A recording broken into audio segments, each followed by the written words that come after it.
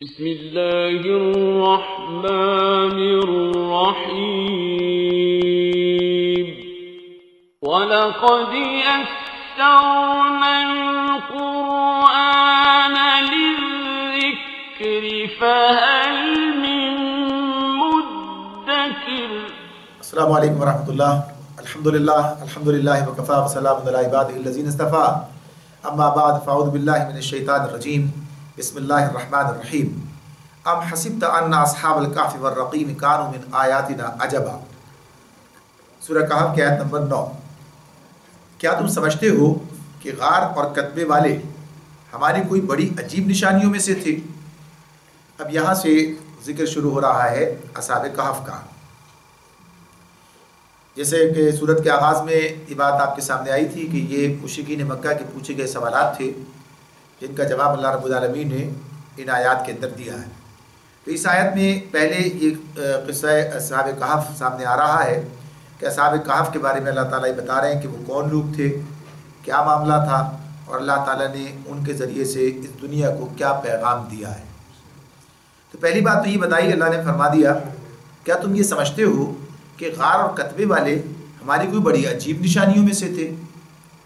یہ جو بات کہی ہے کہ بڑی عجیب نشانیوں میں سے تھے، یہ ایک سوال ہے، یعنی سوال کے انداز میں اللہ رب العالمین نے بات کی ہے۔ جب کوئی کسی سے کوئی بڑا ایسا کام ہوتے ہوئے دیکھتا ہے اور حیران ہوتا ہے کیسے یہ کام کر لیا، اس کی بنیاد یہ ہوتی ہے کہ وہ یہ سمجھ رہا ہوتا ہے کہ یہ فرد، یعنی کسی فرد کے بارے میں جب دیکھتے ہیں دنیا میں سوچتے ہیں یہ اتنا بڑا کام یہ نہیں کر سکتا، یعنی اس کی جو کیپیسٹی ہے، جو اس کی جو قابلیت ہے، جو اس کی صلاحیت ہے، اس کو جب ہم یہ دیکھ رہے ہوتے ہیں، جب اس کے مطابق بات کرتے ہیں تو کہتے ہیں ایسے ہی کام کر لیا۔ اور جس کے بارے میں بھی سمجھتے ہیں کہ یہ تو بہت یعنی باصلاحی آدمی ہے، تو ہم کیا کہتے ہیں یہ تو اس کے بایات کا کھیل ہے، یعنی معاملہ بہت آسان ہے اس کے لیے۔ یعنی ایک بچہ ایک کام کرے تو ہم کہیں گے بڑا کام اس نے کام کیا، ایک بڑا ایک کام کرے اس کے بارے میں ہم کیا کہیں گے، تو بات ہی نہیں ہے اس کے لیے۔ اور بہت بڑا آدمی کوئی کام کر جائے تو بھی اس کے بارے میں یہ توقع رکھتے ہیں اس سے کہ یہ تو کام ایسا ہی کرے گا، اس کے بارے میں یہ توقع ہے، کوئی عجیب بات نہیں ہے۔ تو اللہ کے بارے میں کیا بات عجیب ہو سکتی ہے؟ یعنی اللہ جو چاہے کر ڈالے، اور اس نے آسمان بنایا، زمین بنائی، تو نے انسان بنا دیے، پوری کائنات بنا دی، تو یہ اللہ نے یہ جو نشانی دکھائی ہے، تو اللہ تعالیٰ کہہ رہے ہیں کیا یہ سمجھتے ہو بڑی عجیب چیز ہے؟ یہ تو اللہ کی نشانیوں میں سے ایک چھوٹی سی نشانی ہے، اللہ کی نشانیوں میں سے ایک چھوٹی سی نشانی ہے۔ اور نشانی کس لیے ہے؟ تمہارے لیے ہے، کہ تاکہ تم سمجھو بات کو، تمہارے لیے دی ہے یہ۔ تو اس اعتبار سے یہ سوال کر رہے ہیں، ان کے لیے بڑا عجیب بات تھی، جو نہیں مانتے تھے، سمجھتے تھے کہ یہ تو بڑا معجزہ ہے، بڑی کرامت ہے، بڑی بات ہے۔ تو اللہ کے لیے کوئی چیز بھی عجیب نہیں ہے، اللہ جو چاہے وہ کر سکتا ہے۔ یہ سارے قوانین جو دنیا میں رائج ہیں، یہ کس نے بنائے؟ اللہ نے بنائے، اسی کی ملکیت ہے۔ جب چاہے انہیں معطل کر دے، جب چاہے انہیں تبدیل کر دے، اس کے بعد اپنے بس کی بات ہے یہ۔ جیسے ہم کوئی چیز کرتے ہیں، بھائی ہم نے اس پروگرامنگ جو ہے اس کے ہم نے کی ہے، جب چاہے اسے تبدیل کر دیں، یہ ہمارے اختیار کے اندر ہے۔ تو انسان جو اپنی چیز کو اس طرح دیکھ رہا، تو اللہ تو پوری کائنات سب اس سے نہیں بنایا، سارا معاملہ اس کا، تو جو چاہے کرتے۔ تو اس میں پہلی بات یہ کہی کہ یہ کوئی عجیب بات نہیں ہے۔ تو عجیب کیا تم یہ سمجھتے ہو کہ غار اور کتبے والے ہماری کوئی بڑی عجیب نشانیوں میں سے تھے؟ تو یہ جو کہف کا لفظ اس میں آیا ہے، اصحاب کہف کہتے ہیں، کہف کا مطلب ہے وسیع غار، عربی میں کہف وسیع غار کو کہتے ہیں۔ اور رقیم جو ہے یہ رقم سے ہے، رقم یعنی لکھنا، رقم جو ہے کوئی تحریر کو اس اعتبار سے کہا جاتا ہے۔ تو ایک بات تو یہ ہے کہ وہ کتبہ جو کہ اصحاب کہف کے غار پر لگایا گیا تھا، بادشاہ نے لگایا تھا، جب یہ جس کے دور میں یہ جاگے ہیں، تو اس نے پھر جب اس کیا تو اس کے وہاں پر ان کے نام لکھ کر یا ویسے کتبہ لگایا گیا، تو اس سے مراد وہ کتبہ ہے، رقیم سے مراد وہ کتبہ ہے جو وہاں پر لگایا گیا۔ تو ایک بات تو یہ ہے۔ اس کے علاوہ بھی بعض لوگ اصل میں اس قصے کے بارے میں، یعنی اس واقعے کے بارے میں معاملات یہ ہیں کہ اللہ رب العالمین نے تو ہمیں جو ضروری باتیں ہماری ضرورت کی وہ بتائیں اور باقی بات ختم کر دی۔ تفصیلات جو ہیں وہ انسان کی وہ کہیے کہ جو تجسس کی بات ہے نا، تجسس کے اندر ہوتا ہے، ذرا پورا قصہ پتہ چلے کیا تھا، معاملات کیا تھے، کیسے تھے، کس طرح تھے، تو وہ معلومات کرنے کی کوشش کرتا ہے یہ چیزیں۔ تو کچھ چیزیں اسے مختلف روایات کے اندر مل جاتی ہیں جن کی تصدیق کا اس کے پاس کوئی نظام نہیں ہوتا ہے، لیکن بہرحال ان کے ذریعے سے وہ بات کو دیکھتا ہے۔ اچھا، اس کا معاملہ اسی طرح رہتا ہے کہ اگر وہ اس کے خلاف نہ جا رہے ہیں، پہلی بات تو یہ کہ ضرورت سے زائد کسی ایسی تحقیق میں پڑھنے کی بات بھی نہیں ہے. اللہ نے آگے میں بات آئے گی ہمارے سامنے کہ اس سے ہمیں منع کیا ہے. لیکن ایک ضرورت کی حد تک، ایک تاریخ کی حد تک اگر انسان دیکھتا ہے تو وہ دیکھے گا قرآن سے کوئی ٹکرانے والی بات نہ ہو، کوئی اس اعتبار سے نہ ہو، تو یہ چیزیں دیکھی جاتی ہیں. تو یہاں پر یہ بات جو اس میں تو رقیم کے معاملے میں اختلاف ہے کہ ایک بات یہ آ گئی سامنے کہ یہ اس کتبے کے لیے کہا گیا اس لیے نے رقیم کہا، پر رقیم اور یہ ایک ہی اصحاب کہف اور اصحاب رقیم الگ الگ نہیں ہے بلکہ ایک ہی ہیں. بعض نے یہ بھی کہا ہے کہ اصحاب الرقیم کچھ اور تھے، واؤ درمیان میں آ گیا ہے، اصحاب کہف الگ ہیں، اصحاب الرقیم الگ ہیں. لیکن بہرحال مجموعی طور پر اکثریت جو بات کہتی ہے کہ یہ ایک ہی واقعے کی بات ہو رہی ہے. اصحاب کہف انہی کے لیے رقیم کا لفظ بھی استعمال ہوا ہے. تو کچھ لوگوں نے کہا کہ یہ اس بستی کا نام ہے کہ جس بستی میں یہ واقعہ رونما ہوا تھا، یعنی وہ بستی، وہ ایلا جس کا مقام نام ہے جو یعنی اقبا جو ایلا اور فلسطین کے درمیان میں واقع ہے، یعنی یہ رقیم اس بستی کا نام ہے. اور بعض لوگوں نے اور بھی طرف چلے گئے ہیں، کسی نے عمان کے اندر اس کو بتایا ہے، کسی نے اس کو جو ہے وہ کہیے کہ اس میں اردن کے علاوہ اس میں یمن کے اندر بتایا ہے. تو مختلف لوگوں نے مختلف طریقوں سے اس پر بات کی ہے. لیکن یہ بات کہ بنیادی طور پر جو چیز پیغام اس کے اندر ہے اس پر نظر رکھنے کے اللہ تعالیٰ بات ہم سے کرتے ہیں. تو آگے فرمایا اذ اول فتیۃ للکہف فقالوا ربنا آتنا من لدنک رحمۃ وہیئ لنا من امرنا رشدا. جب وہ چند نوجوان، یعنی اب اللہ تعالیٰ ان کے بارے میں بتا رہے ہیں اصحاب کہف کے بارے میں، جب وہ چند نوجوان غار میں پناہ گزین ہوئے اور انہوں نے کہا کہ اے ہمارے رب ہم کو اپنی رحمت خاص سے نواز اور ہمارا معاملہ درست کر دے. فَضَرَبْنَا عَلَىٰ آذَانِهِمْ فِي الْكَهْفِ سِنِينَ عَدَدًا، تو ہم نے انہیں اسی غار میں تھپک کر سال ہا سال کے لیے گہری نیند سلا دیا. ثُمَّ بَعَثْنَاهُمْ، پھر ہم نے انہیں دوبارہ اٹھا کے کھڑا کیا. لِنَعْلَمَ ثُمَّ بَعَثْنَاهُمْ لِنَعْلَمَ أَيُّ الْحِزْبَيْنِ أَحْصَىٰ لِمَا لَبِثُوا أَمَدًا، پھر ہم نے انہیں اٹھایا تاکہ دیکھیں ان کے دو گروہوں میں سے کون اپنی مدت قیام کا ٹھیک شمار کرتا ہے. یعنی اب جب اٹھے، سو کے اٹھے تو لگتا ہے جیسے ایک ہی دن، صبح سوئے تھے شام کو اٹھ گئے، یا شاید کچھ زیادہ وقت گزر گیا ہے، ایک دن ہو گیا ہے، یعنی اندازہ نہیں کر پا رہے. تو یہ آگے بات آئے گی اس حوالے سے ان کے بارے میں. تو اللہ تعالیٰ آگے کہتے ہیں نحن نقص علیک نبأهم بالحق انہم فتیۃ آمنوا بربہم وزدناہم ھدی. ہم ان کا اصل قصہ تمہیں سناتے ہیں. اب اللہ تعالیٰ اس کی طرف آتے ہیں کہ ہم ان کا اصل قصہ تمہیں سناتے ہیں. وہ چند نوجوان تھے جو اپنے رب پر ایمان لے آئے تھے اور ہم نے ان کو ہدایت میں ترقی بخشی تھی. یہ اللہ تعالیٰ نے اب یہاں سے ان کے بارے میں کچھ تفصیلات ہمیں بتانی شروع کی ہیں. دیکھیے یہ پہلی بات تو ادھر چلی گئی جو آغاز میں کہہ دی کہ یہ کوئی عجیب نشانی نہیں تھی. چند نوجوان تھے، جب وہ نکلے اور غار میں پناہ گزینی ہوئے تو اللہ نے انہیں وہاں پر تھپک کر گہری نیند سلا دیا. اور ایک طویل عرصے کے بعد وہ، یعنی ایک روایت 196 سال کی، ایک 300 سال کی، 309 سال کی، مختلف چیزیں اس کے اندر ہمارے سامنے آتی ہیں کہ اتنا عرصہ وہ بہرحال طویل عرصہ، یعنی جو صدیوں پر مشتمل ہے، اتنا عرصہ تک وہ سوتے رہے. پھر اللہ نے انہیں وہ کہیے کہ اٹھا کے کھڑا کر دیا اور پھر وہ دنیا کے سامنے یہ چیز ایک نشانی کے طور پر آئی ہے. تو اب یہاں سے شروع کیا کہ اللہ نے کہ ہم ان کا اصل واقعہ نحن نقص علیک، خود قصے کا لفظ اللہ تعالیٰ استعمال کر رہے ہیں اس میں، نحن نقص علیک نبأهم بالحق، ہم یہ بالکل ٹھیک صحیح خبر جو ہے تمہیں ان کے بارے میں بتاتے ہیں. اچھا، قرآن جتنی بات کہتا ہے، چونکہ یہی بات ہے کہ اور تفصیلات کی طرف گئے تو عام طور پر جو مفسرین بات کرتے ہیں یا تاریخی کتابوں میں گبن ایک یہ تاریخ نویس سے اس نے اس پر خاصی تفصیل کے ساتھ جو ہے اس پر لکھا ہے 7 سونے والوں کی داستان، یعنی اس نام سے اس نے اپنے اس جو کتاب لکھی اس میں ان کے بارے میں 7 سونے والے اس طرح سے ان کے قصے کو لکھا ہے. اور جو اس کی بنیادی جو اس کا ماخذ آتا ہے وہ یہ آتا ہے کہ جو اس واقعے کے گزرنے کے تقریباً 40 سال کے بعد جو ہے ایک پادری ہے جس کا نام آتا ہے جیمز سروجی، اس نے جو ہے یہ تفصیل لکھی ہے اس کی. تو عام طور پر وہیں سے یہ سارے واقعات لوگوں نے نقل کیے ہیں اور وہ چیزیں جو ہیں مختلف طور پر مختلف جگہوں پر گئی ہیں اور وہی چیزیں آگے بڑھ گئی ہیں. تو ان سے اندازہ لگایا گیا کہ یہ کس وقت کا واقعہ ہے، کون سا زمانہ تھا، کس بادشاہ کے دور کے اندر یہ معاملہ ہوا تھا. یہ بات اپنی جگہ پر ہے کہ یہ عیسیٰ علیہ السلام کے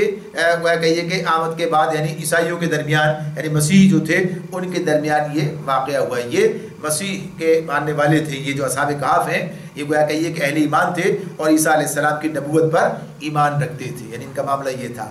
لیکن یہ جس کی بات آتی ہے کہ جس بادشاہ کا یہ زمانہ ہے، اس کا نام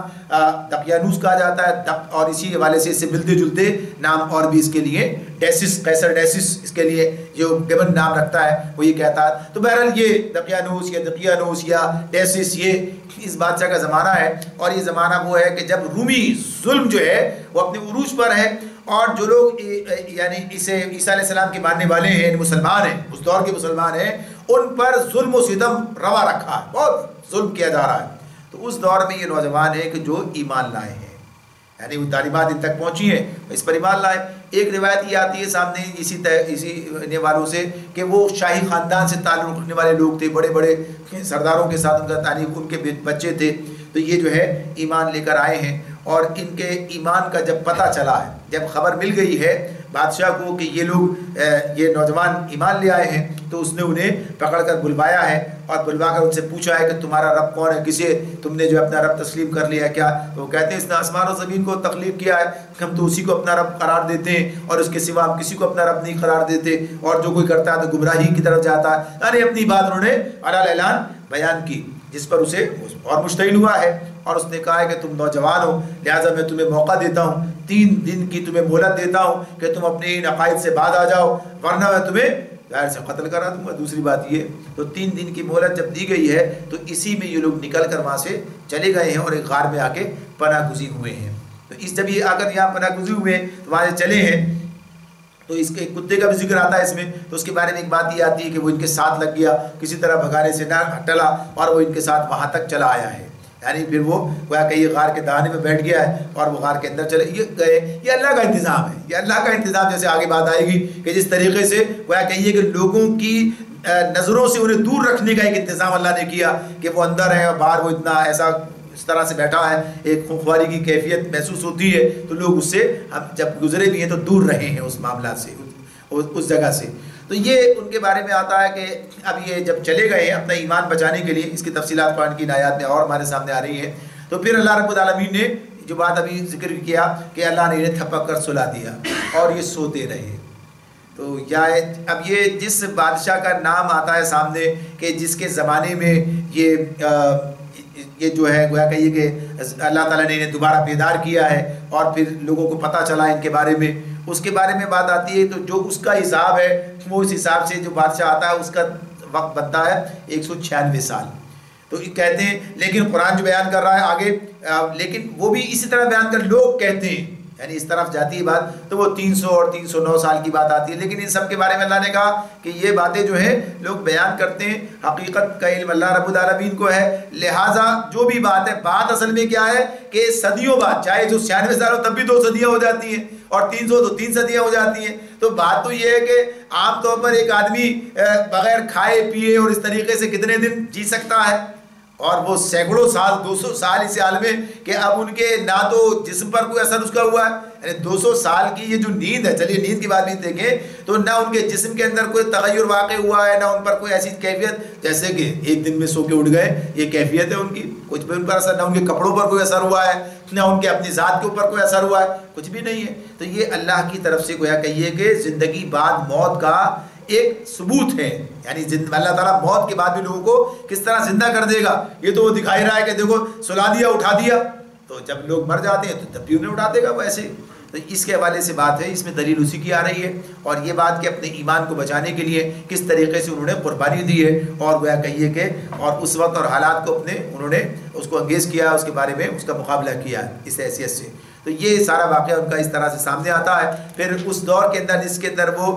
بیدار ہوئے ہیں، اس کے بارے میں یہ بات ہوتی ہے کہ اب جس وقت یہ بیدار ہوئے ہیں، حالات تبدیل ہو چکے ہیں، وہ روم جو کہ عیسائیت کا دشمن تھا وہ خود عیسائیت قبول کر چکا ہے، یعنی مسلمان ہو گیا ہے ایک طرح سے، لیکن اب ان کے اندر بھی کچھ لوگ جو ہیں واقعتاً اس طرح سے عقیدے کے پختہ ہیں، کچھ لوگ وہ رومی سے ادھر آئے ہیں تو شرک ان کے اندر موجود ہے، یا اس اعتبار سے کیفیت ہے عقیدہ آخرت کا بگاڑ موجود ہے، اس پر یقین اس طرح موجود نہیں ہے۔ تو ایک بحث ہے جو اس موقع پر موجود ہے کہ عقیدہ آخرت کے حوالے سے آخرت واقع ہوگی کہ نہیں، اللہ تعالیٰ دوبارہ زندہ کرے گا کہ نہیں، اور اس کے بارے میں وہ لوگ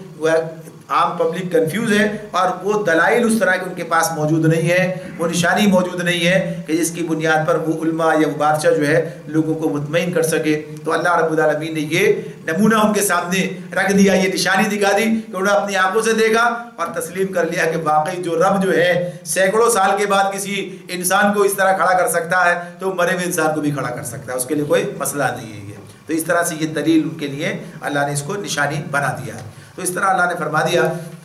کہ یہ ان کا اصل معاملہ ہے جو ہم تمہارے سامنے بیان کر رہے ہیں کہ وہ چند نوجوان تھے جو اپنے رب پر ایمان لے آئے تھے اور ہم نے ان کو وزدناہم ہدا، ہم نے ان کو ہدایت میں ترقی بخشی تھی۔ وزدناہم ہدا کب بخشی تھی ترقی؟ جب انہوں نے اپنے ایمان پر ثابت قدمی اختیار کی تھی۔ جب ایمان پر ثابت قدمی انسان اختیار کرتا ہے تو اللہ اس کے اندر اسے آگے بڑھاتا ہے، اللہ اسے آگے بڑھاتا ہے۔ جب انسان پسپائی اختیار کرتا ہے تو اللہ بھی اور پیچھے جانے دیتا ہے، یعنی اللہ کا ایک نظام ہے، جدھر آپ جانا چاہیں گے اللہ ادھر آپ کے لیے سہولتیں فراہم کر دے گا۔ تو وزدناہم ہدا، ہم نے انہیں ہدایت میں ترقی بخشی تھی۔ اور آگے فرمایا وربطنا علی قلوبہم اذ قاموا فقالوا ربنا رب السماوات والارض لن ندعو من دونہ الہا لقد قلنا اذا شططا، ہم نے ان کے دل اس وقت مضبوط کر دیے کہ جب وہ اٹھے اور انہوں نے اعلان کر دیا کہ ہمارا رب تو بس وہی ہے جو آسمان و زمین کا رب ہے، ہم اسے چھوڑ کر کسی دوسرے معبود کو نہ پکاریں گے، اگر ہم ایسا کریں تو بالکل بیجا بات کریں گے۔ یعنی یہ ان کا اعلان تھا ایک ایسے وقت میں جب کہ ظلم و ستم کا بازار گرم ہے، بادشاہ وقت جو ہے وہ اس بات کو قبول کرنے کے لیے یعنی سننے کے لیے گوارا کرنے تیار نہیں ہے اور شدید قسم کے مظالم اور ظلم ہے، لیکن انہوں نے جب یہ بات سامنے آئی تو اعلانی بات کہہ دی، یعنی اس کا اقرار کیا اور کہا کہ ہاں وہی ہے، اگر ہم اس کے سوا کسی اور کو الہ قرار دے دیں تو یہ گویا کہیے کہ ہم اپنے اوپر ہی ظلم کریں گے، بالکل غلط بات ہے جو ہم کریں گے۔ تو جب اس طریقے سے انہوں نے گویا کہیے کہ اپنے ایمان کا اعلان کیا ہے تو اللہ تعالیٰ فرماتے ہیں وَرَبَطْنَا عَلَىٰ قُلُوبِهِمْ، ہم نے ان کے دلوں کو مضبوط کر دیا۔ آپ دیکھیں عام طور پر ہوتا کیا ہے، انسان اگر دیکھیں ذرا غور کریں، ہم دیکھیں کسی بڑے آدمی کے پاس جائیں تو آدمی بعض لوگ تو بات ہی نہیں کر پاتے ہیں، یعنی کسی گویا کہیے کہ کسی آپ کو کسی کمشنر کے پاس، کسی ایسے آدمی کے پاس جس کا روب و دبدبا ہے، اس کے پاس کسی وزیر اعظم کے پاس جا کے بات کرنی پڑے،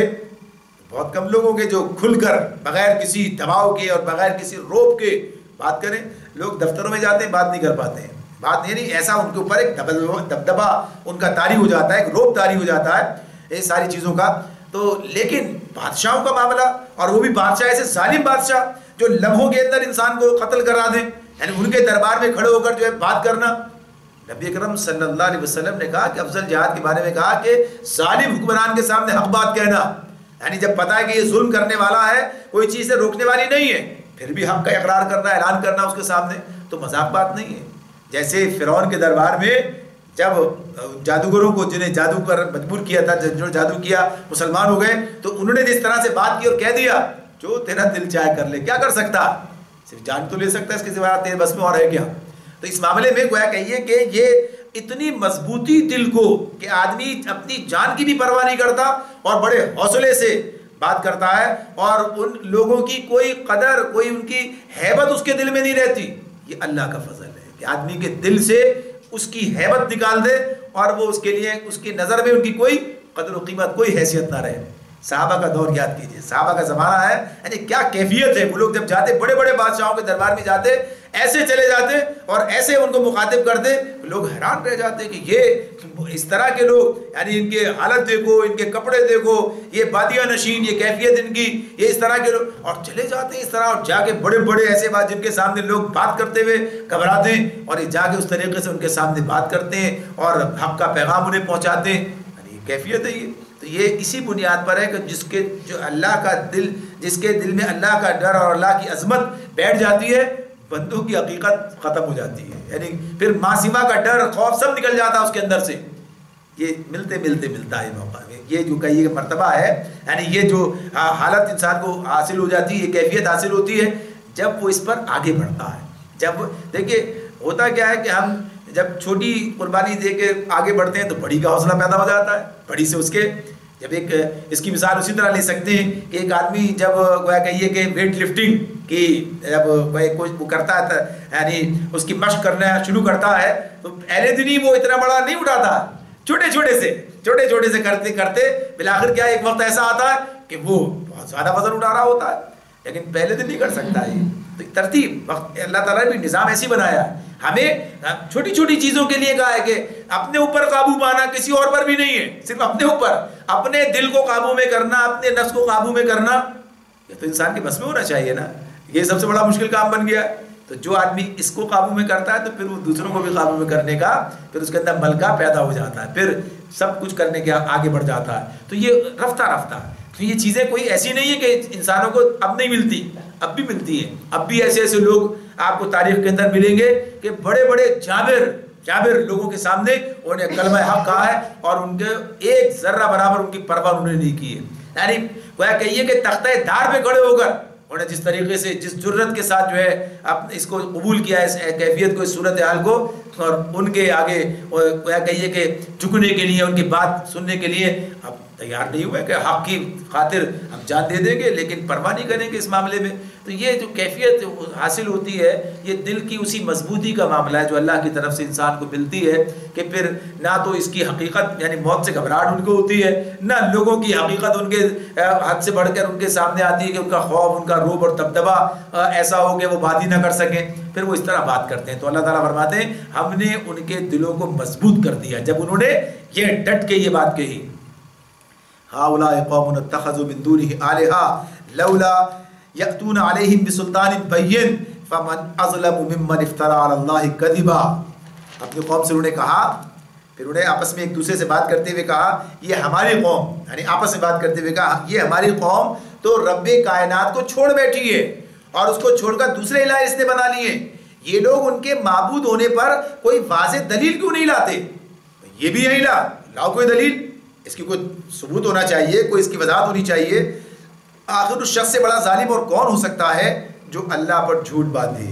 یعنی اللہ تعالیٰ خود ہی قرآن مجید میں یہ دلائل بھی دیتے، پوچھتے ہیں بھائی اگر تم پر تخلیق کا معاملہ مشکل ہو گیا ہے تو بتاؤ بھائی، پتہ نہیں انہوں نے بھی کچھ پیدا کیا، انہوں نے بھی پتہ نہیں کون اصلی رب ہے، پتہ ہے کسی اور نے کچھ پیدا کیا ہے، تو زمین اللہ نے بنائی، آسمان اللہ نے بنائے، یہ سارے کائنات اللہ نے بنائی، انسانوں کو اللہ نے پیدا کیا، یہ جتنے معبودان عبادت انہوں نے کیا پیدا کیا؟ دکھاؤ کوئی ایک چیز تمہارے پاس ہے کہ تم کہو گے یہ چیز انہوں نے پیدا کی ہے۔ پھر یہ بات ہو کہ چلو تخلیق کا معاملہ مشکوک ہو گیا، یہ قرآن میں اللہ تعالیٰ بیان کر رہے ہیں۔ تو یہ کہتے ہیں اپنی قوم کے بارے میں آپس میں بات کرتے ہوئے کہہ رہے ہیں کہ ہماری قوم اللہ کو چھوڑ کر دوسرے الہ بنا بیٹھی ہے، آخر یہ کوئی دلیل کیوں نہیں لاتی اس بارے میں کہ ہاں جنہیں ہم نے رب بنایا ہے ان کے لیے یہ دلیل ہے؟ تو دلیل مشرک کے پاس نہیں ہوتی ہے، اس کے پاس کیا بات ہوتی ہے؟ ایسے ہی ہوتا چلا ہے، پہلے سے یہ ہو رہا ہے، یا پھر ظلم ہوتا ہے، ستم ہوتا ہے، اس کی بنیاد پر منواتے ہیں۔ تو اللہ تعالیٰ فرما رہے ہیں کہ انہوں نے کہا آخر اس شخص سے بڑا ظالم اور کون ہو سکتا ہے جو اللہ پر جھوٹ باندھے۔ وَإِذِ اعْتَزَلْتُمُوهُمْ وَمَا يَعْبُدُونَ إِلَّا اللَّهَ فَأْوُوا إِلَى الْكَهْفِ يَنشُرْ لَكُمْ رَبُّكُمْ مِنْ رَحْمَتِهِ وَيُهَيِّئْ لَكُمْ مِنْ أَمْرِكُمْ مِرْفَقًا۔ اور پھر آپس میں اب جب کہ تم ان سے اور ان کے معبودان غیر اللہ سے بے تعلق ہو چکے ہو تو چلو اب فلاں غار میں چل کر پناہ لو، تمہارا رب تم پر اپنی دامن رحمت، اب تم پر اپنی رحمت کا دامن وسیع کرے گا اور تمہارے لیے کام کے لیے سر و سامان مہیا کر دے گا۔ یعنی یہ بات وہ کہتے ہیں اس معاملے میں کہ یہ کام جو ہے اللہ رب العالمین ہمارے ساتھ کرے گا، اپنے کام کے لیے آگے دیکھیں گے راستہ کیا نکلتا ہے۔ تو اس آیت میں جو بات آ رہی ہے کہ انہوں نے جو کہا کہ فلاں غار میں چل کر پناہ لو، پھر وَيُهَيِّئْ لَكُم مِّنْ أَمْرِكُم مِّرْفَقًا، یعنی اللہ تمہارے لیے کام کا کوئی بندوبست، کوئی راستہ نکالے گا۔ ابھی تو حالات کیا ہے؟ ابھی تو ہم کچھ نہیں کر سکتے، ان سے ٹکرا کر ختم ہی ہو جانا ہے۔ یعنی بادشاہ کے سامنے اب کا ایک معاملہ ہو گیا لیکن طاقت نہیں ہے، کوئی چند افراد ہیں، چند نوجوان ہیں اور یہ صورتحال ہے یہ، لہذا ابھی تو فی الحال پناہ لی جائے چل کر جو ہے، لیکن اس کے آگے سرنڈر نہیں کرنا ہے۔ یعنی اب یہ بھی تو ہو سکتا تھا بھائی ابھی تو کچھ ہو نہیں سکتا، چلو اپنے ایمان سے وڈرا کرتے ہیں، ابھی تو اپنے دل میں رہے گا، ویسے کر لیتے ہیں، اعلان کر دیتے ہیں، پر ٹھیک ہے پھر دیکھیں گے آگے چل کر کیا ہوتا ہے۔ نہیں، ایمان سے پسپائی نہیں ہے، وہ تو جہاں ہے وہیں پر ہے۔ اب اس کے بعد چلو چلتے ہیں اس کے یہاں سے نکل کر، پھر دیکھیں گے آگے اللہ کیا بناتا ہے، آگے کیا راستہ ہمارے لیے نکالتا ہے، اور اللہ کا دامن رحمت وسیع ہے اور ہم تو اللہ کے ساتھ وابستہ ہو گئے۔ تو یہ اعتماد، یہ یقین اس کے ساتھ وہاں سے نکلے۔ تو اللہ تعالیٰ فرماتے ہیں آگے وترى الشمس اذا طلعت تزاور عن كهفهم ذات اليمين واذا غربت تقرضهم ذات الشمال وهم في فجوة منه ذلك من آيات الله من يهد الله فهو المهتد ومن يضلل فلن تجد له وليا مرشدا. تم انہیں غار میں دیکھتے تو تمہیں یوں نظر آتا کہ سورج جب نکلتا ہے تو ان کے غار کو چھوڑ کر دائیں جانب چڑھ جاتا ہے، اور جب غروب ہوتا ہے تو اس سے بچ کر بائیں جانب اتر جاتا ہے. اور وہ ہے کہ غار کے اندر ایک وسیع جگہ میں یعنی فرش پر زمین پر وسیع جگہ میں پڑے ہوئے. یہ اللہ کی نشانیوں میں سے ایک ہے. جس کو اللہ ہدایت دے وہی ہدایت پانے والا ہے، اور جسے اللہ بھٹکا دے اس کے لیے تم کوئی ولی و مرشد نہیں پا سکتے، یعنی کوئی اسے ہدایت دینے والا نہیں ہو سکتا. یہاں پر اللہ ان کے بارے میں یعنی ابھی کیفیت بیان ہو رہی ہے. غار میں چلے گئے، اب کیا رہی، کس طریقے سے جا کے وہ لیٹ کے سوئے ہیں. تو اللہ نے جو انتظام کیا ہے کہ ایک ایسی کیفیت تاریکی ہے، غار میں وسیع جگہ پر پڑے ہوئے ہیں، تو اسی کا ذکر آگے آ رہا ہے. تو اس کے اندر روشنی نہیں جا رہی ہے. روشنی یعنی کسی ایسے رخ پر واقع، ایک بات تو یہ ہے کسی ایسے رخ پر واقع ہے کہ جس طرف سے سورج کی روشنی اندر نہیں جاتی. نیم تاریکی کا عالم طاری ہے، پتہ نہیں چلتا کہ اندر جو ہے، دور سے بس پتہ چلتا ہے کچھ لوگ ہیں جو اندر پڑے ہوئے ہیں، محسوس ہوتا ہے لیکن بہت روشنی نہیں ہے اندر. یہ کیفیت ہے اس کی. اللہ تعالیٰ یہ بتا رہے ہیں یعنی اس ماحول کو کہ جس کی وجہ سے وہ عرصے دراز تک لوگ اس طرح متوجہ نہ ہو سکے، اس کا ذکر ہے. اور ساتھ ہی ساتھ یہ بھی کہ اللہ کی نشانیوں میں سے ایک نشانی ہے. اصل بات تو یہ ہے. اور کہا کہ ہدایت وہی پاتے ہیں کہ جو ہدایت حاصل کرنا چاہتے ہیں، اور اللہ اس کو ہدایت دیتا ہے جو ہدایت حاصل کرنا چاہتا ہے، اور جس کو اللہ ہدایت دے وہی ہدایت پاتا ہے، اور جو گمراہ ہونا چاہتا ہے اللہ اسے گمراہی کی طرف جانے دیتا ہے، اور جسے اللہ گمراہ کر دے اس کے لیے پھر کوئی ہادی نہیں ہے. تو اس طرح کی اللہ کا نظام ہے جو اس نے بنا دیا ہے کہ جیسا انسان چاہتا ہے. انہی باتوں سے لوگ گمراہ بھی ہو رہے ہیں، انہی باتوں سے لوگ جو ہے حقیقت کا علم بھی پا رہے ہیں. فَتَحْسَبُهُمْ أَيْقَاظًا وَهُمْ رُقُودٌ وَنُقَلِّبُهُمْ ذَاتَ الْيَمِينِ وَذَاتَ الشِّمَالِ وَكَلْبُهُمْ بَاسِطٌ ذِرَاعَيْهِ بِالْوَسِيدِ لَوِ اطَّلَعْتَ عَلَيْهِمْ لَوَلَّيْتَ مِنْهُمْ فِرَارًا وَلَمُلِئَتْ مِنْهُمْ رُعْبًا. تم انہیں دیکھ کر یہ سمجھتے کہ وہ جاگ رہے ہیں، حالانکہ وہ سو رہے تھے. ہم انہیں دائیں بائیں کروٹ دلواتے رہتے تھے، اور ان کا کتا غار کے دہانے پر ہاتھ پھیلائے بیٹھا تھا. اگر تم کہیں جھانک کر انہیں دیکھتے تو الٹے پاؤں بھاگ کھڑے ہوتے، اور تم پر ان کے نظارے سے دہشت بیٹھ جاتی. اب یہ بات اللہ نے پوری واضح ہمارے سامنے کر دی کہ اللہ نے جو انتظام کیا ان کے لیے، یہ انتظام کر دیا کہ ظاہر جگہ ہے، گزرنے والے گزرے ہوں گے، کبھی کوئی صدیوں میں کوئی اس راستے سے نہ گزرا، تو ایسا نہیں ہے. ظاہر سی بات ہے بستی ہے، بستی کے باہر کا معاملہ ہے، اور اس کے بعد پھر آگے بھی بات چلی ہے تو شہر کے اندر ہے. لیکن ایک ایسی کیفیت ہے کہ جس کیفیت کے ساتھ جو ہے کوئی آدمی وہاں ٹھہر نہیں سکا. بس لوگ کہ اگر کوئی دیکھتے تو کہا کہ اگر دیکھتے تو الٹے پاؤں بھاگ کھڑے ہوتے، اور تم پر ان کے نظارے سے دہشت بیٹھ جاتی. تو یہ اتنے عرصے تک انہیں اللہ تعالیٰ نے محفوظ رکھنے کا یہ ذریعہ بنا دیا تھا. آگے فرمایا ہے وَكَذَلِكَ بَعَثْنَاهُمْ لِيَتَسَاءَلُوا بَيْنَهُمْ قَالَ قَائِلٌ مِّنْهُمْ كَمْ لَبِثْتُمْ قَالُوا لَبِثْنَا يَوْمًا أَوْ بَعْضَ يَوْمٍ قَالُوا رَبُّكُمْ أَعْلَمُ بِمَا لَبِثْتُمْ فَابْعَثُوا أَحَدَكُمْ بِوَرِقِكُمْ هَٰذِهِ إِلَى الْمَدِينَةِ فَلْيَنظُرْ أَيُّهَا أَزْكَىٰ طَعَامًا فَلْيَأْتِكُمْ بِرِزْقٍ مِّنْهُ وَلْيَتَلَطَّفْ وَلَا يُشْعِرَنَّ بِكُمْ أَحَدًا. اور اسی عجیب کرشمے سے ہم نے انہیں اٹھا بٹھایا. جیسے ان کا یہ کرشمہ تھا کہ سلانا ایسی اس طرح اٹھانا بھی وہ کئی اتنے عرصے کے بعد پھر بیدار کرنا، تو یہ بھی اللہ تعالیٰ کی قدرت کا ہی معاملہ تھا کہ اس نے انہیں اٹھا بٹھایا کہ تاکہ ذرا آپس میں پوچھ گچھ کریں. ان میں سے ایک نے پوچھا کہ وہ کتنی دیر اس حال میں رہے؟ دوسروں نے کہا شاید دن بھر یا اس سے کچھ کم رہے ہوں گے. پھر وہ بولے اللہ ہی بہتر جانتا ہے کہ ہمارا کتنا وقت اس حالت میں گزرا. چلو اب اپنے میں کسی کو چاندی کا یہ سکہ دے کر شہر بھیجیں اور وہ دیکھے کہ سب سے اچھا کھانا کہاں ملتا ہے. ازکا کا لفظ آیا ہے تو پاکیزگی کی بات بھی ہوئی ہے اور عمدہ کی بات بھی ہے. وہاں سے وہ کچھ کھانے کے لیے لائے اور چاہیے کہ ذرا ہوشیاری سے کام لے،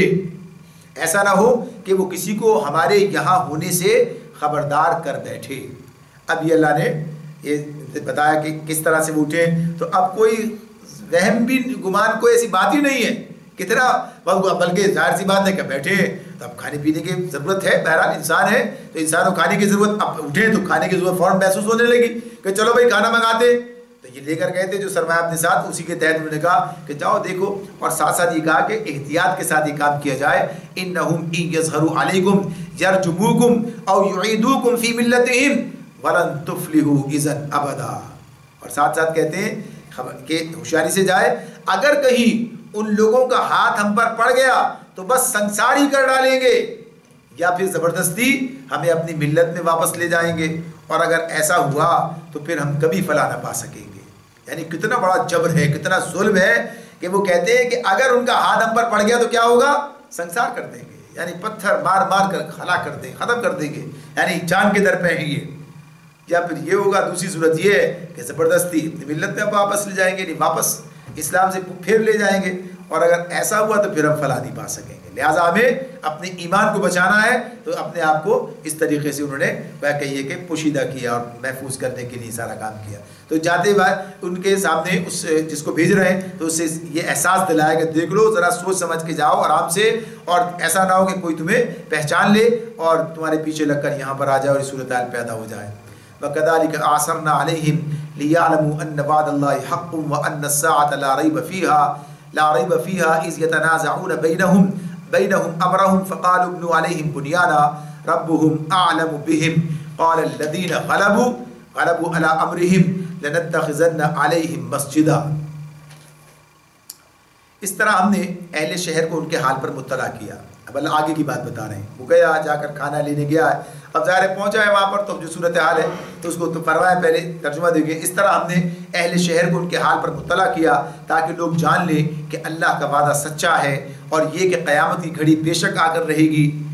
مگر ذرا خیال کرو کہ جب سوچنے کی اصل بات یہ تھی، اس وقت وہ آپس میں اس بات پر جھگڑ رہے تھے کہ ان کے ساتھ، یعنی اصحاب کہف کے ساتھ کیا کیا جائے۔ کچھ لوگوں نے کہا کہ ان پر ایک دیوار کھڑی کر دو، دیوار چن دو، ان کا رب ان کے معاملے کو بہتر جانتا ہے۔ مگر جو لوگ ان کے معاملات پر غالب تھے انہوں نے کہا کہ ہم تو ان پر ایک عبادت گاہ بنائیں گے،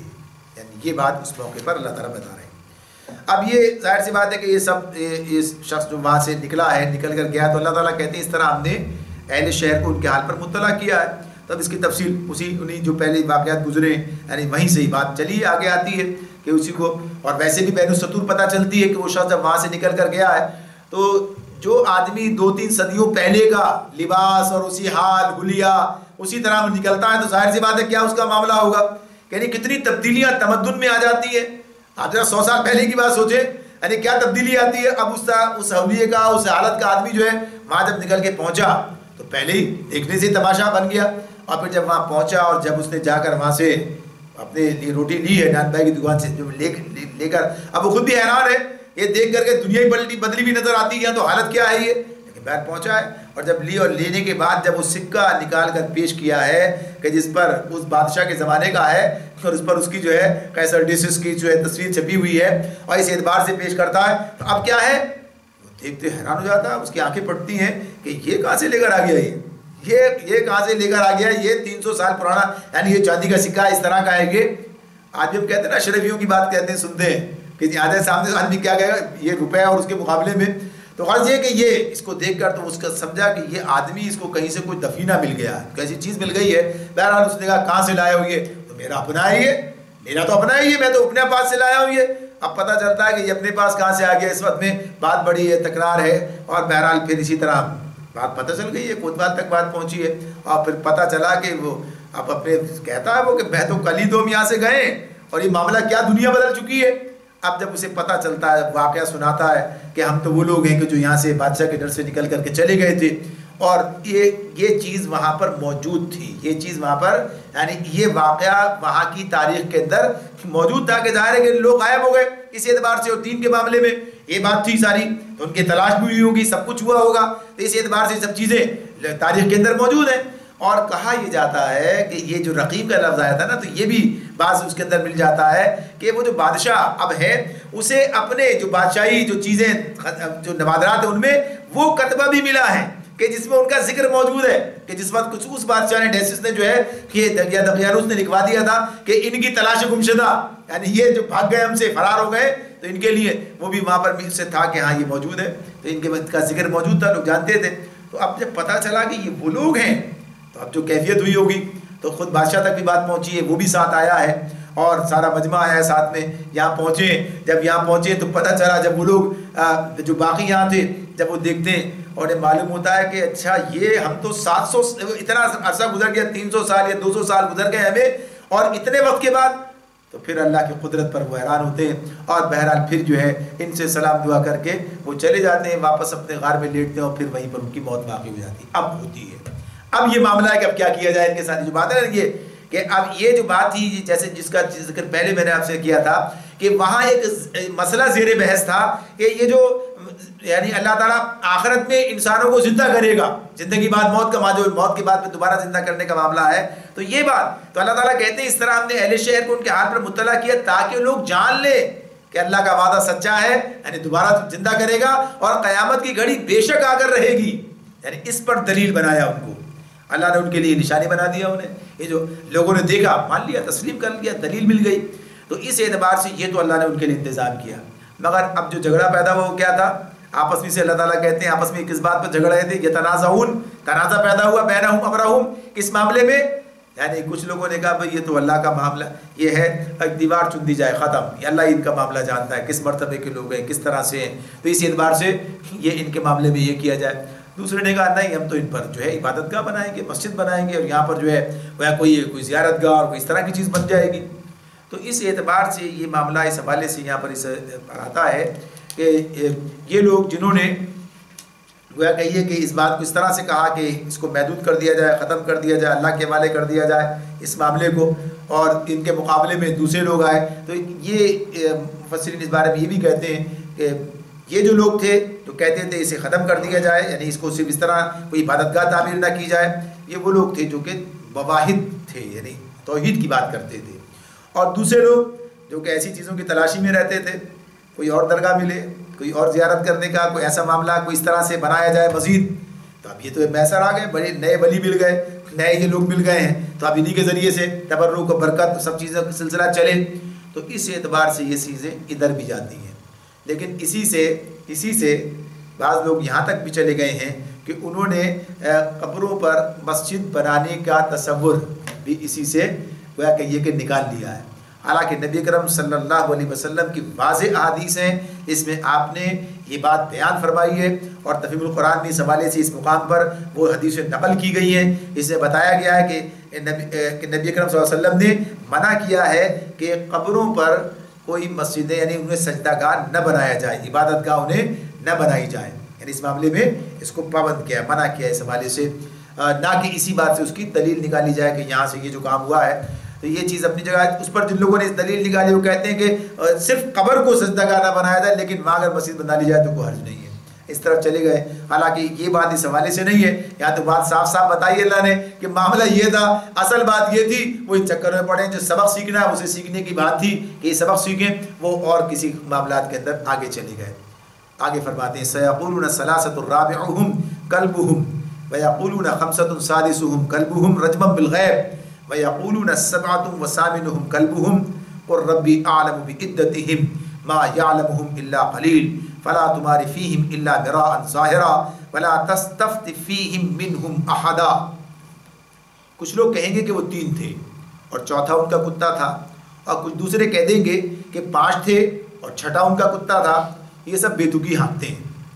کچھ اور لوگ رجمم بالغیب، یعنی غیب اندر اس میں پتھر بھیگنا کیسے غیب میں رہتے پتہ نہیں ہے کچھ بھی، تو بے تکی ہانکتے ہیں. کچھ اور لوگ کہتے ہیں کہ 7 تھے اور 8واں ان کا کتا تھا. کہو میرا رب ہی بہتر جانتا ہے کہ وہ کتنے تھے، کم ہی لوگ ان کی صحیح تعداد جانتے ہیں. پس تم سرسری بات سے بڑھ کر ان کی تعداد کے معاملے میں لوگوں سے بحث نہ کرو اور نہ ان کے متعلق کسی سے پوچھ گچھ کرو. یہ اللہ تعالیٰ بیان فرما رہے ہیں. جیسے وہ بات پیچھے گزری اسی کے ساتھ ساتھ آ رہی نا بات یہ کہ اس بحث میں نہیں ہے کہ وہاں کیا بنانا ہے. بحث یہ کہ اصل جو تمہیں نشانی اللہ نے دکھائی ہے کہ آخرت واقع ہونے والی ہے، قیامت آئے گی اور اللہ تمہیں دوبارہ زندہ کرے گا، یہ تمہیں دکھایا ہے، اس پر توجہ دو، آخرت کی تیاری کرو. لیکن لوگوں نے کسی اور طرف نکلے. تو ایسے یہ بات بھی کہ کچھ لوگ اس قصے سے کیا چیز تلاش کر رہے ہیں، وہ کتنے تھے، 3 تھے کہ 4 تھے، 5 تھے، 6 تھے. تو اب یہاں پر یہ اللہ نے گویا کہیے کہ بات اس طرح بیان کر کے اس کی مذمت کی، یعنی اس کو محدود کیا ہے. اب اس میں 3 قول ہمارے سامنے آئے. پہلے دو آ گئے جس میں کہا کہ کچھ لوگ کہیں گے کہ 3 تھے چوتھا ان کا کتا تھا، دوسرے کہہ دیں گے کہ 5 تھے چھٹا ان کا کتا تھا 2۔ اس کے بعد اللہ نے کہا یہ سب بے تکی آنکھتے ہیں۔ اس کے بعد کہا کہ کچھ اور لوگ کہتے ہیں کہ 7 تھے اور 8واں ان کا کتا تھا۔ اب اس کی تردید نہیں کی، یعنی اس کو منع نہیں کیا، بلکہ آگے کیا کہا، کہو میرا رب ہی بہتر جانتا ہے کہ وہ کتنے تھے۔ تو عام طور پر مشہور کیا ہو گیا، 7 تھے 8واں کتا تھا، یعنی منع نہیں کیا اللہ نے، لیکن بات یہ ویسی رہ جاتی ہے، منع نہیں کیا، مگر کیا اللہ تعالیٰ کہتے ہیں کہو میرا رب بہتر جانتا ہے، یعنی یہ کوئی حتمی بات نہیں ہے اس پر بحث کی جائے، نہیں یہ کوئی مقابلے کا امتحان نہیں ہے کہ اس کا صحیح جواب آپ کو دینا ہے، اللہ ہی جانتا۔ جب اللہ تعالیٰ کہتے ہیں کہ اللہ ہی بہتر جانتا ہے، لہٰذا پہلے تو کیا کہا، کم ہی لوگ ان کی صحیح تعداد جانتے ہیں، بس تم سرسری بات سے بڑھ کر ان کی تعداد کے معاملے میں لوگوں سے بحث نہ کرو اور نہ ان سے متعلق کسی سے پوچھو۔ تو یہ بات واضح ہو گئی، اس چکر میں پڑھنے کی ضرورت نہیں، جو مقصد ہے جو اس کا پیغام ہے اس پیغام پر نظر رکھو۔ یعنی مغز جو کہتے ہیں نا کسی چیز کا مغز ہوتا ہے، ایک اس کا چھلکا ہوتا ہے، چھلکوں پر نہیں مغز پہ نظر رکھو، جو اس کا اصل پیغام ہے اس پر دیکھو۔ تو اصل چیز ان کی تعداد نہیں بلکہ اصل چیز وہ سبق ہے جو اس قصے سے ملتے ہیں، اور کیا پتہ چلتا ہے کہ ایک سچے مومن کو کسی حال میں بھی حق سے روگردانی نہیں کرنی ہے، حق سے منہ موڑنے اور باطل کے آگے سر جھکانے کے لیے اسے تیار نہیں ہونا چاہیے۔ اس سے یہ سبق ملتا ہے کہ مومن کے جو بھروسہ ہے وہ اللہ کی ذات پر ہے، اسباب پر نہیں، کچھ بھی نہیں۔ 7 آدمی ہے یا 8 آدمی ہے جو بھی ہے یا کم ہو سے بیش ہیں تو کیا ہے وہاں سے نکلے اور کچھ بھی پوری سلطنت کے خلاف ہے، مگر بہرحال وہ اللہ کے بھروسے پر قدم اٹھا دیا، نکل گئے۔ اور پھر یہ بھی اللہ تعالیٰ کا معاملہ ہے کہ اس سے جو سبق ملتا ہے کہ اللہ کا عام قاعدہ کیا ہے کہ انسان سو جائے تب بھی اس کی عمر بڑھتی ہے، انسان سوتا رہے، کوئی آدمی کومے میں چلا جائے، اب طویل عرصے ایسے بھی واقعات ہیں عرصے دراز تک پڑے رہے تو وہ جو عمر کی جو مناظر وہ اس پر اثر انداز ہوتی ہیں، لیکن یہاں اللہ نے ایسا نہیں کہ عادات جاریہ جو اللہ کی ہیں وہ اللہ ان کا پابند نہیں، جب چاہے جو چائے بدل دے، جیسے چائے کر ڈالے، آگ کو گلزار بنا دے، آگ جو ہے وہ ٹھنڈی ہو جائے ابراہیم کے حق میں، یا نارو کونی بردم و سلامت علی ابراہیم، آگ ٹھنڈی ہو جا اور سلامتی بن جائے ابراہیم کے لیے تو بن جاتی ہے۔ اللہ جب کہتے ہیں ایسے تو یہ بات اللہ کا قدرت کا معاملہ، اللہ جو چاہے کر سکتا ہے، یہ بات ہمیں پتہ چلتی ہے۔ لہٰذا اللہ کے لیے کوئی بڑا کام نہیں ہے کہ کسی کو 100-200 سال سلا کے اس طرح اٹھا کر بٹھا دے، تو اس سے اللہ رب العالمین پر اعتماد بڑھتا ہے، یعنی اس سے ہمیں یہ سبق ملتا ہے۔ تو اللہ تعالیٰ اس میں یہ بات کہتے ہیں اور پھر آگے فرمایا وَلَا تَقُولُنَّ لِشَيْءٍ إِنِّي فَاعِلٌ ذَلِكَ غَدًا إِلَّا أَن يَشَاءَ اللَّهُ وَاذْكُر رَّبَّكَ إِذَا نَسِيتَ وَقُلْ عَسَىٰ أَن يَهْدِيَنِ رَبِّي لِأَقْرَبَ مِنْ هَٰذَا رَشَدًا، اور کسی چیز کے بارے میں کبھی یہ نہ کہا کرو کہ میں کل یہ کام کر دوں گا، تم کچھ نہیں کر سکتے الا یہ کہ اللہ چاہے۔ اگر بھولے سے ایسی بات زبان سے نکل جائے تو فوراً اپنے رب کو یاد کرو اور کہو کہ امید ہے کہ میرا رب اس معاملے میں رشد سے قریب تر بات کی طرف میری رہنمائی فرما دے گا۔ یہ انسان کو نبی صلی اللہ علیہ وسلم سے کہا جا رہا ہے، تو یہ سارے انسانوں کے ساتھ بات ہے، اپنے بھروسہ اللہ کے، ہم کچھ نہیں کر سکتے،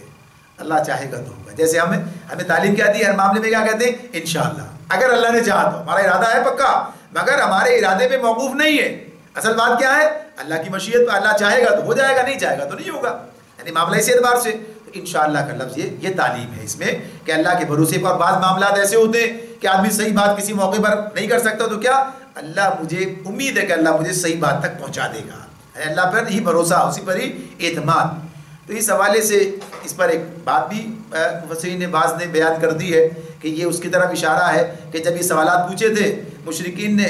یہودیوں کے اشارے پر نبی صلی اللہ علیہ وسلم سے، تو آپ نے کہہ دیا کہ اچھا کل بتا دوں گا، انشاءاللہ نہیں کہا، بھول گئے،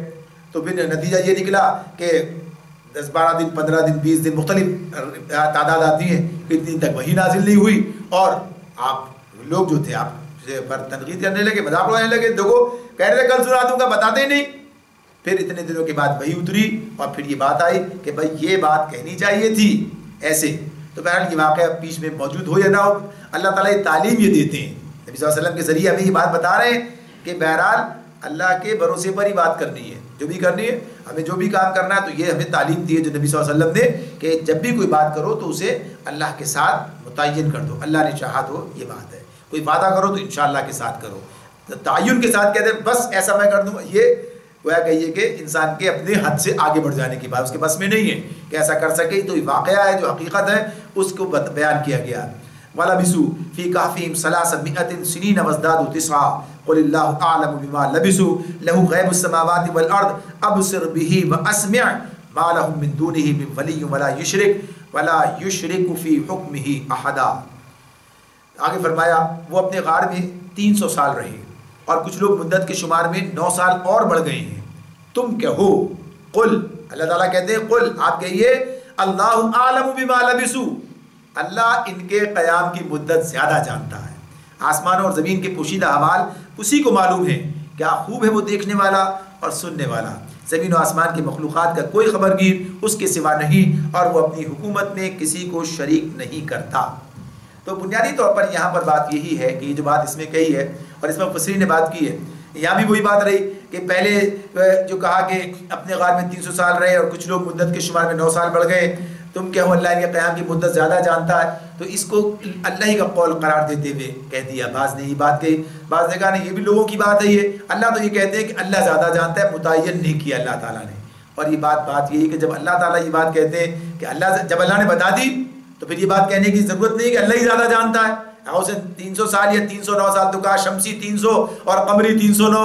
ये बता दिया, लोगों ने इस तरफ चले गए। लेकिन बात वही है, हमें इस बहस में पढ़ना ही नहीं कि 300 या 200 या कितने। अल्लाह ने ये बात बताई कि अल्लाह की कुदरत जो है वो ऐसी है, वो 300 भी हो सकते हैं, 200 भी हो सकते हैं, इससे कम और ज़्यादा भी हो सकते हैं। सिर्फ बात यही कि इसमें जो सबक हमें दिया गया, इसका जिक्र हमने इससे पहले किया, इस पर अपनी नज़र रखनी और अपने आप को इसके मुताबिक बनाने की कोशिश करनी है। अल्लाह ताला में ईमान की ऐसी ही पुख्तगी अता फरमाए और अपने रास्ते पर चलने की ऐसी तौफीक दे कि जिससे वो हमसे राज़ी हो जाए। अल्लाह ताला समझने और अमल करने वाला बना दे। सुब्हानक अल्लाहुम्मा व बिहम्दिका व नशहदु अल्ला इलाहा इल्ला अंता व नस्तगफिरुका व नतूबु इलैक।